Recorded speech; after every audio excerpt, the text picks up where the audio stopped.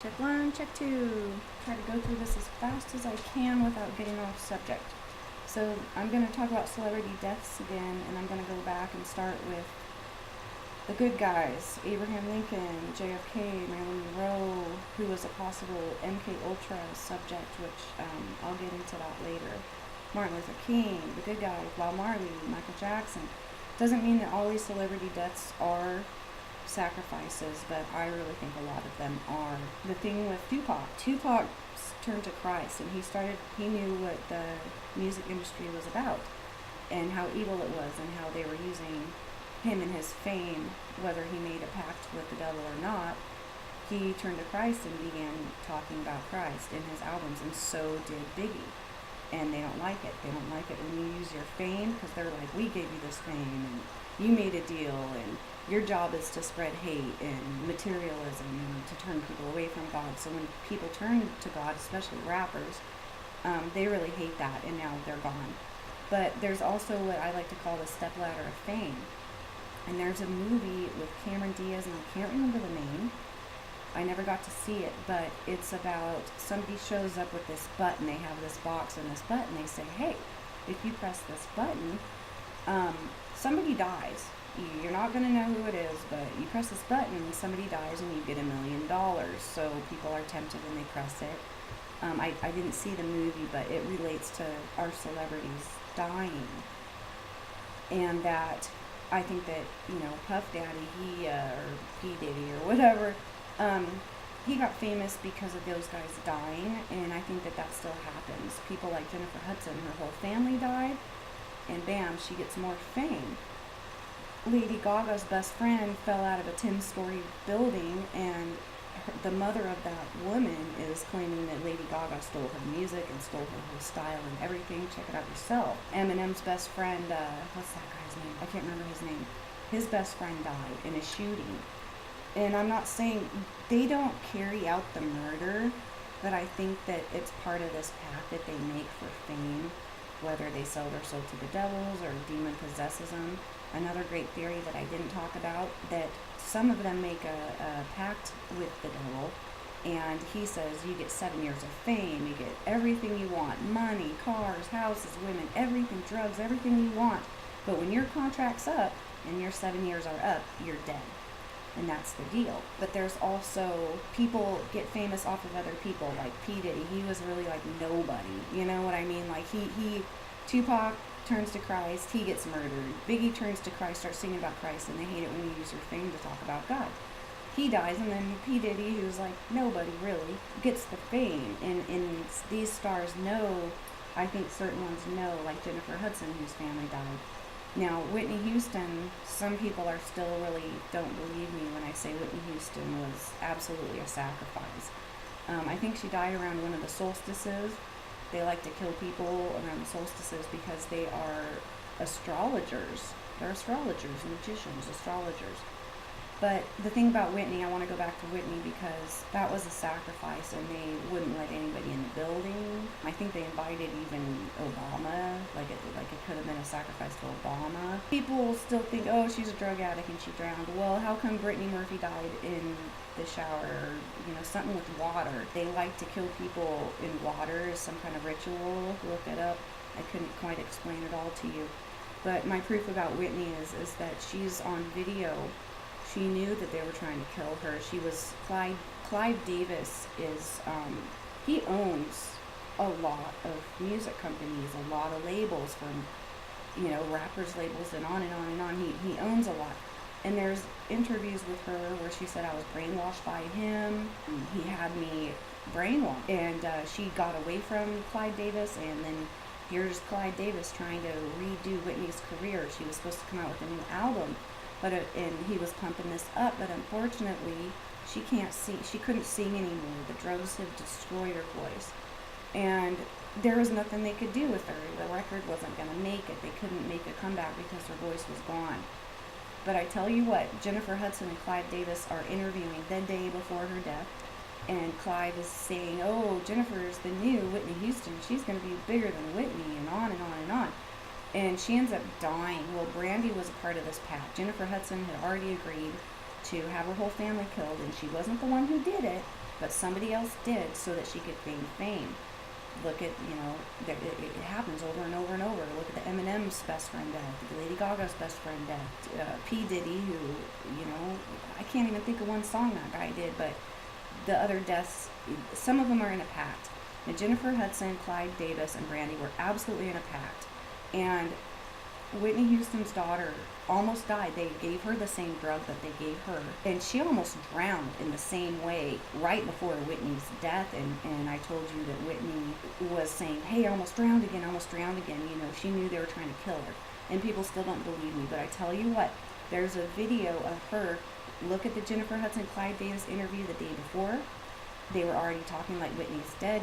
Jennifer Hudson had already planned on doing a movie about Whitney Houston, replacing her and playing her, and was already learning her songs, and she already had her song mastered for her little tribute to Whitney. It was absolute murder, and this is what I'm gonna prove it to you. Go look at the video where Whitney Houston passes Brandy a note. Whitney Houston is absolutely frantic. She crashes an interview that Clive Davis and Brandy are doing right before her death, and she crashes it, and she's frantic and gives Brandy a note. Brandy doesn't even look. Brandy gives this horrible smile, and that is my proof that Jennifer Hudson and Brandy and Clive Davis had a pact, and they were going to kill Whitney, and guess who's going to get famous from it? Jennifer Hudson and Brandy. And Brandy came out with, her new album cover. You got to look at that because it's got pyramids in it, and it even she named the album the day that Whitney died. I mean, how worse can it get? And Brandy, the A's are the pyramid, and there you go.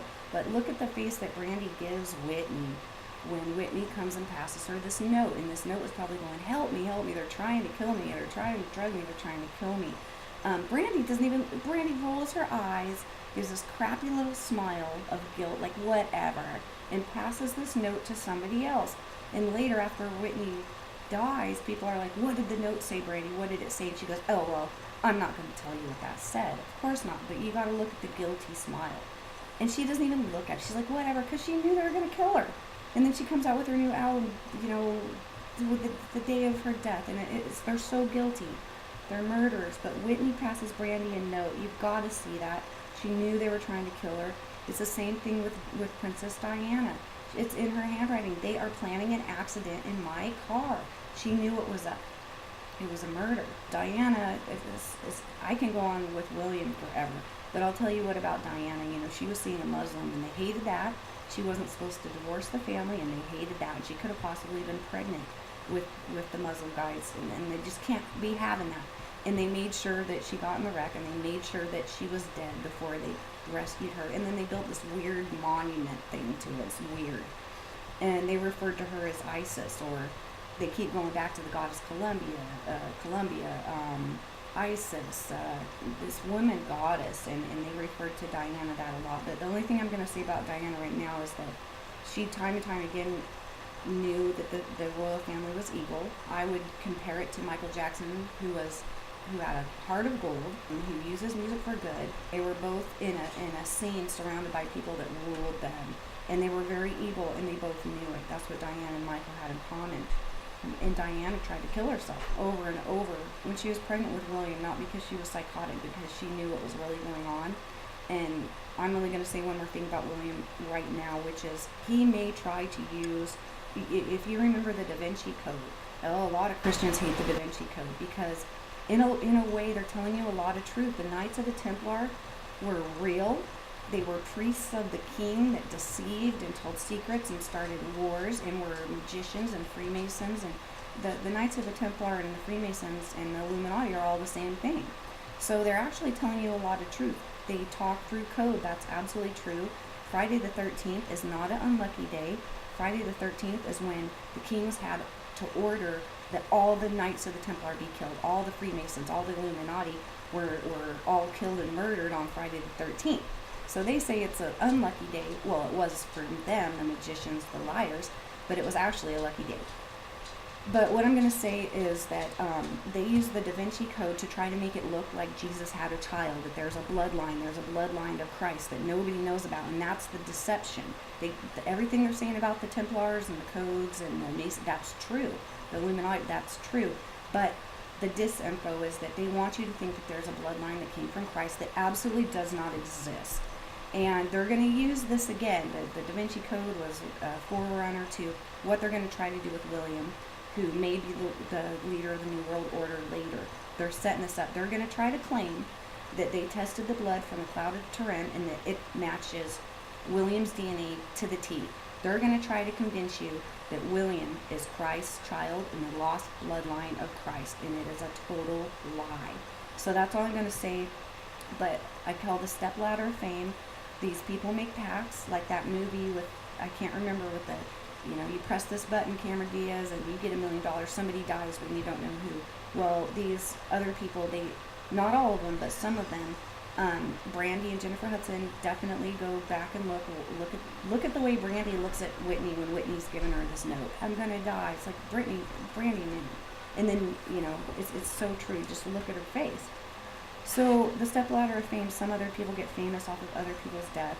They were already preparing for Whitney Houston. She was already gonna make a movie, already learning her songs. I mean, there's a lot of proof about that, and I feel bad for Whitney, man. I'm on her side going, wait, this was wrong. The stepladder of fame. Not all of them, I don't think, are human sacrifices, but a lot of them are. And another movie, they tell you a lot of truth in movies. You got to pay very close attention, because they will tell you things and they'll show you things that are subliminal. You have to be really quick.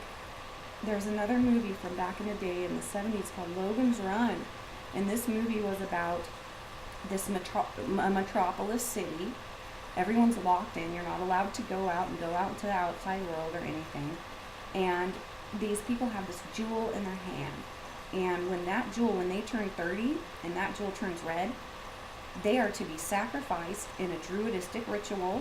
And they claim that, in the people that are having this done, they think that they're going to a different world and they're going to be reincarnated. And it's all a bunch of bullshit. They're actually being murdered. So, and I find Logan's Run, please watch that again. I find it very interesting, because there's something up with when certain stars turn 27. Look at all the ones that were murdered, sorry, but it's true, murdered at 27 or 30. You get to 30 in this movie and your time's up, you're dead, and you're being murdered, sacrificed in a druidistic ritual, and that stuff really happens, people. It's black magic. And it happens. It happens. It's all over our media, just in our movies. You gotta pay attention. So, in this movie, their time runs up, and then they have a guy called the Sandman, and I refer to him as the hitman. The hitman that actually, if you try to run, then the Sandman chases you. The runners, the people that want to run, that's just like, oh no, we're gonna get murdered. I'm gonna run. I'm gonna break out of the city. And in this movie, the Sandman is almost like an agent, and they want him to find the escape. They know that people are escaping this place. They don't know where they're going, and he's supposed to find them. Well, he ends up kind of turning good and following this woman, and they actually break out, and they find out that most of the people didn't even make it to Sanctuary. They all got frozen by this dude, who eats them for food, and that's creepy, like Soylent Green. But watch the movie again, and then when they make it outside, they meet this old man. They're like, oh my gosh, like, you're this old. People don't, they're lying to us. They're murdering us. You can get old. But the whole world outside looks like Planet of the Apes, if you've seen those originals. And, like, the world has moved on, just like the Stephen King books, The Dark Tower. The world has moved on. There's no more population. There's no more electricity. There's no more cars. Everything's all grown over. All our monuments are all old, and it's way past when civilization ends, and there's not much left. And then they have to go back. They end up going back into there to free the people, to go, look, they're being murdered, and let's get out of here.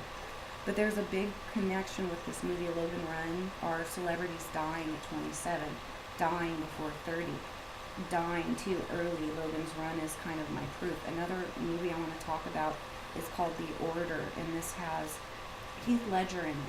And this movie is about these priests. It looks like they're committing suicide, and it's such proof about Heath Ledger did not die of pills. In this movie, The Order, allegedly all these priests and people are committing suicide using sleeping pills. Bingo! But it's not. There's another dude who who is murdering these people, murdering the priests, and setting it up to look like they're killing themselves, just like the Illuminati set it up to make like this person OD'd and this person whatever. It's a lie.